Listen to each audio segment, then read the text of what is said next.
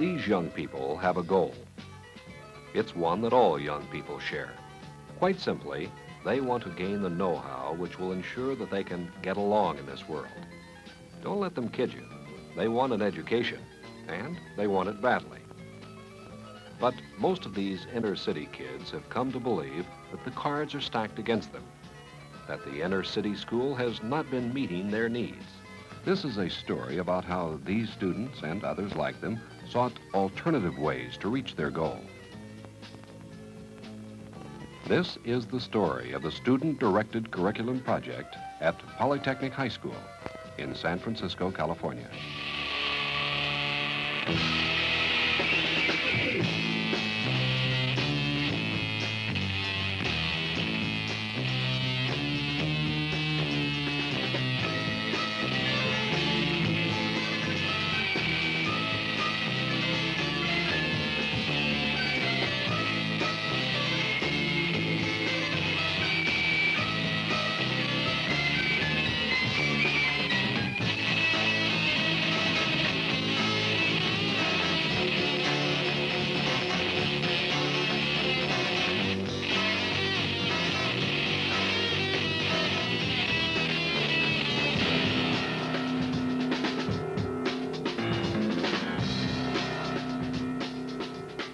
When the student attending an inner-city school looks around, he sees evidence of decline and failure.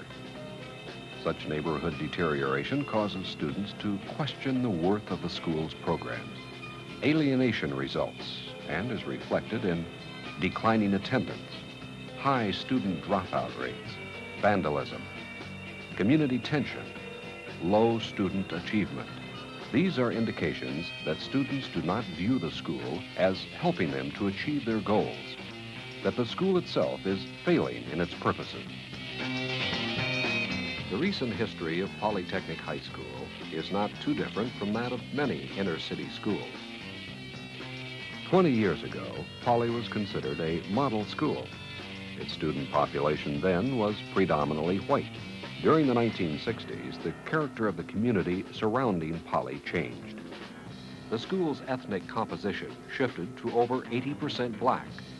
Poly had 6 principals in 7 years. The curriculum didn't change to meet these new conditions. Community tensions and student alienation kept the school in a state of instability and crisis. Finally, in response to demands to make the programs of the school more responsive to the needs of students, the School Board of San Francisco called in IAUE, the Institute for the Advancement of Urban Education. The Institute's procedure was, first, to identify the elements of the problem more clearly.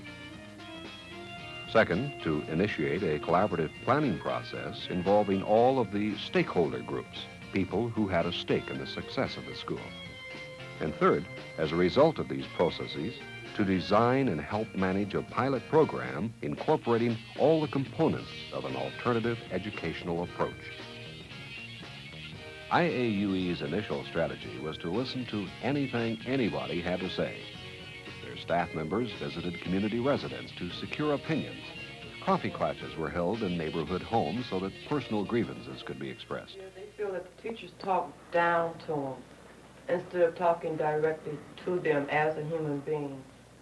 Well, I agree with what Jerry said, but my feeling is, you know, I had my daughter in Polytechnic High School who was Miss Poly at this particular time, and my feeling was that she came back to me with, how do you expect for me to graduate out of high school when this high school have already been tapped as the school that is producing pimps and prostitutes?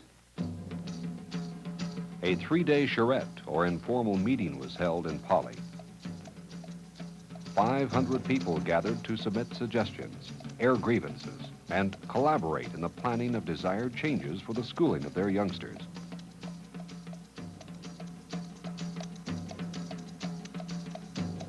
Questionnaires were administered to determine what, if any, discrepancies existed in the perceptions of the stakeholder groups.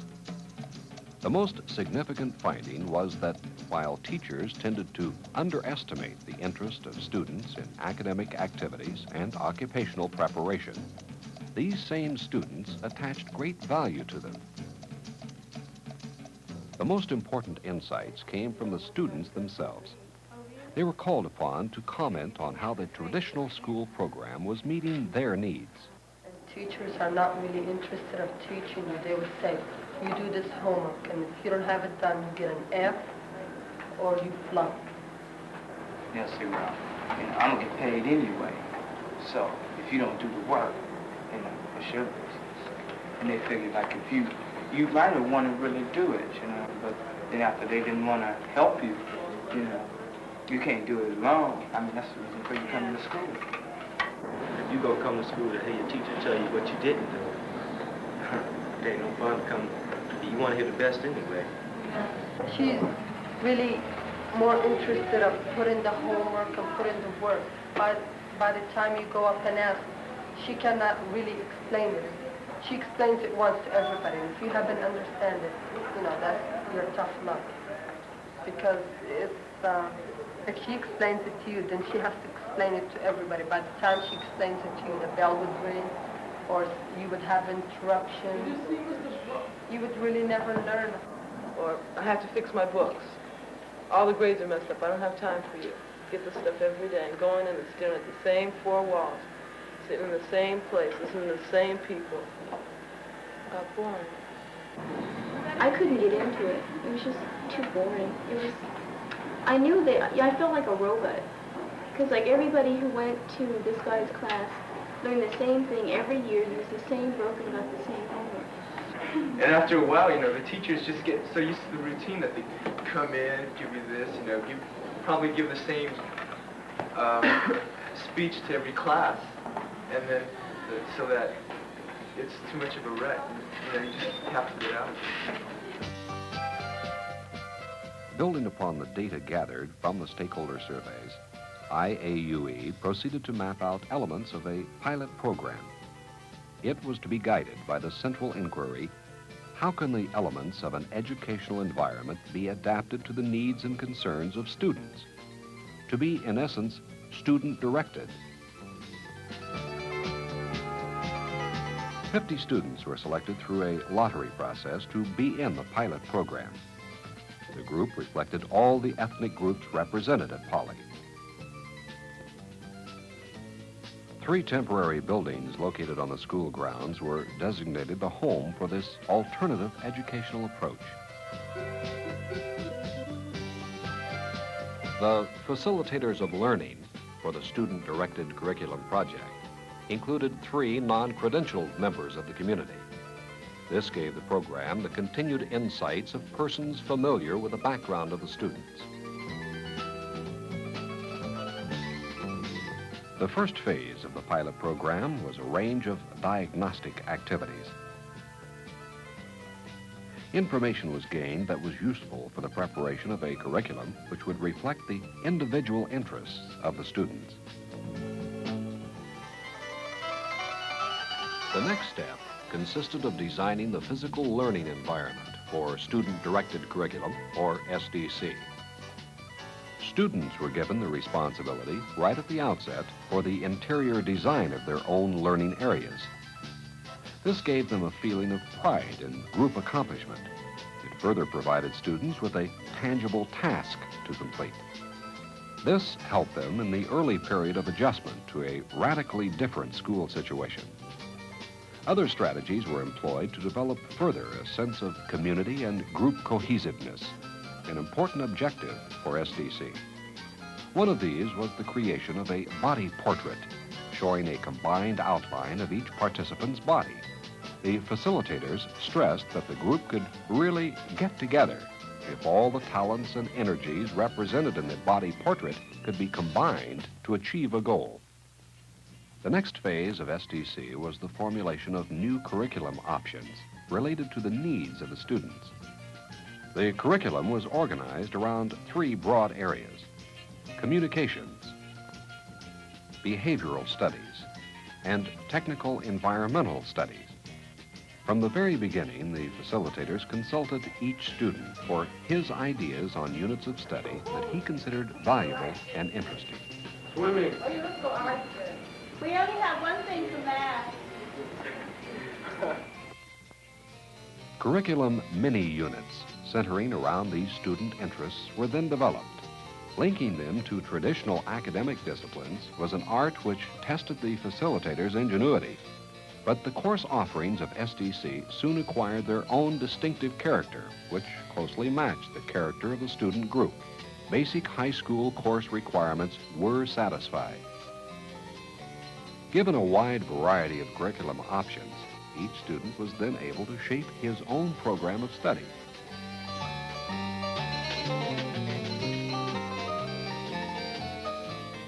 An instructional goal sheet was used to record student choices and accomplishment. It related units of study with a student's personal motivation. Each unit of study had explicit objectives for the student to achieve. This made him less dependent on an instructor's lesson plan.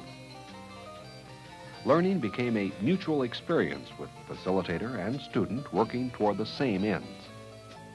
If a student had some special interest that was not expressed in the mini-unit offerings, she could design a new unit. With the assistance of a facilitator, she was able to pursue it on an individual contract basis. Facilitator Cheryl Ward explained some of the implications of being a facilitator of learning in SDC.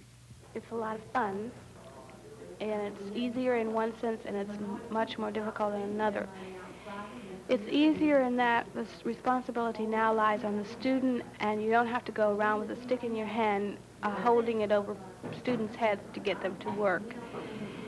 You feel better about being able to meet the students at their own individual levels, to interact with them on a more personal, human-type basis, and really understanding and really knowing them. In the traditional school, you never got to know your students. They were in and they were out. It's difficult in that now you have to work harder getting together resource material for individual interests, supplies for individual interests, helping individuals to develop their interests. The student plays a part in the evaluation in that if he so desires to have a quiz or a test, he can so state that. If he wants to be evaluated in some other way, he can do that. For instance, some students prefer to speak rather than write down whatever it is that they have found out or they feel that they know and they would like to express to you. And there are many ways, and we, along with the students, have been sort of feeling our way out and finding out that there are other ways to evaluate rather than just on the basis of written tests. This program fosters that kind of behavior where the student has to begin to think for himself, has to begin to make decisions for himself, has to make his own mistakes and learn by those mistakes without being punished or penalized as such, except, for the consequences that naturally occur from having made certain mistakes. With SDC calling for new teaching skills and attitudes, in-service teacher training was an important dimension of the SDC process. Staff development meetings were held regularly. Problems were pinpointed. New teaching and scheduling strategies were outlined. Methods were identified for achieving the goal of SDC, helping young people to achieve their goals. Perhaps the learning mode which gave the student the best chance to express himself and develop important skills was small group discussion. Building upon the structural flexibility of SDC, students and facilitators regularly engaged in productive discussion and problem-solving sessions.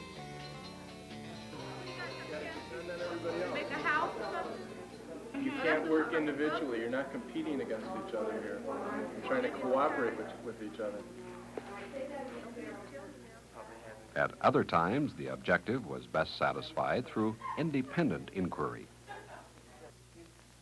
Each facilitator had to learn the skills and importance of providing individual assistance and of probing the student for his ideas. They can get your money through a trial easy. And you poor, but they'll still find you. And do you notice that the people that have money, that's the people that don't go to prison because they have the money to pay. That's right. And that's wrong. When you have the money, you can get out of anything. I don't care what it is. Okay, that's what's wrong. Okay, so maybe we could say one of the problems is that there seems to be not enough provisions for people who don't have enough money. It seems like just the fact that The SDC experience gave students numerous opportunities to express their own individuality and be creators rather than mere recipients of knowledge forms. Posters created by the students reflected their own aims and political and social beliefs. The design of the learning areas continued to be shaped by the members of SDC. This boy, Ray, was able to apply his talent for composing poems in the more individualized atmosphere of SDC. He learned how to use poetry to express his personal perspectives on life. The day my soul will be free is the day that my God will take me from this catastrophe, a supposedly world which is a hell and a jail, to the people who don't have the money to pay the bill. People yell and people cry, but you keep seeing that people die, and I know why, because I cry.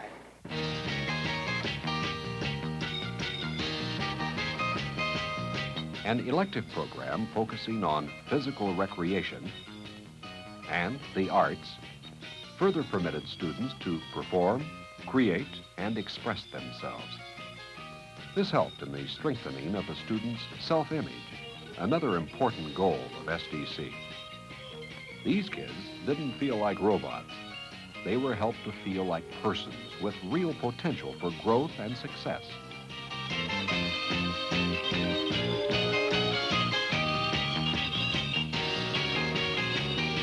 Throughout the project, learning was viewed as capable of occurring any place and with any resources.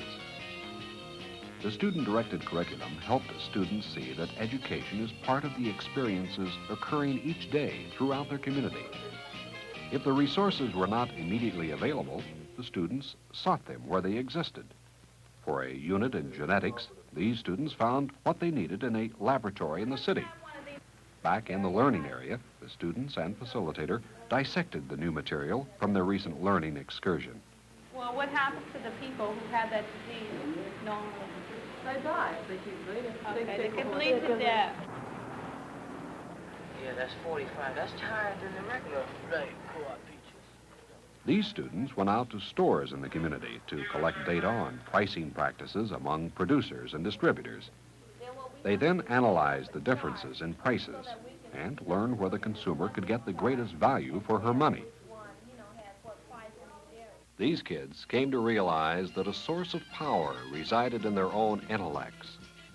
The experience of being able to shape their own learning patterns and of having adults who were there to facilitate rather than direct their learning was a new one for the students. They were the ones for whom the program was created, and they remain the best source for verbalizing its real meaning. I don't know about other kids, but I personally am motivated to work harder because I'm sort of rebellious, and I don't like people telling me, you know, do this, do that. And so, like, when I'm on my own, I think I work harder than when people say, you know, hand it to you and say, do it. It's more challenging to each person. It depends.